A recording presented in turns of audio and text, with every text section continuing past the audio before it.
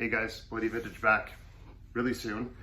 I just want to continue actually on gloves for a second because I want to show you some of the USGI options. These are all reproductions and some of them are a little bit farby. So this is really a reenactor's guide, okay? You want to really look up every single Red Cross pattern.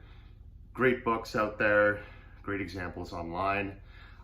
First, I'm going to show you the most common one. Now these are from at the front. What Price Glory, in my opinion, they only have the XXL size. It's way too huge. These are a little bit truer to form. My only complaint, I guess, with the at the front is that the thumb is a little stubby. Again, I have longer fingers, so it's not bad, but I feel like this pulls up because the thumb is so small on it. And you can see that it looks a little stubby. So I would have preferred it down further.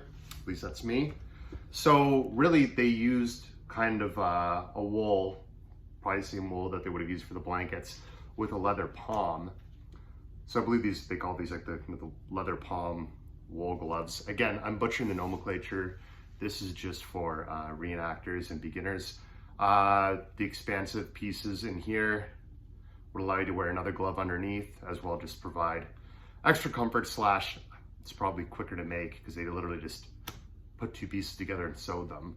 The French also made a version of this after the war. So that, as far as I've seen, pictures online are identical. So you can always pick those up too.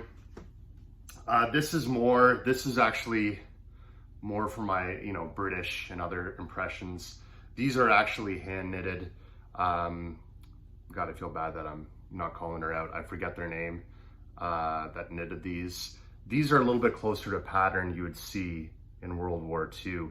Now, the US are almost more specific, where you can see some special knitting in here. They're more of an OD green. As you can see, these are a little bit more of almost like a khaki beige. Next, we got sort of these fingerless trigger gloves. You will see this sometimes. I don't mind wearing these. These are kind of modern army issue, actually, that I got from the surplus store.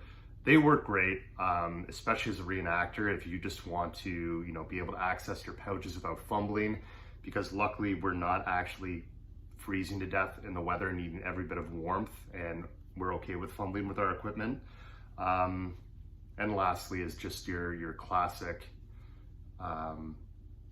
knit green glove that you'd see.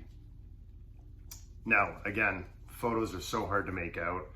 Always tough to tell, but you can always throw a glove like this inside a glove like this to add extra warmth and protection, right?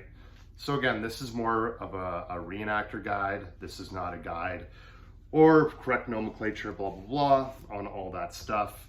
So thought I would just quickly show you some different items. I would say go to at the front for these gloves.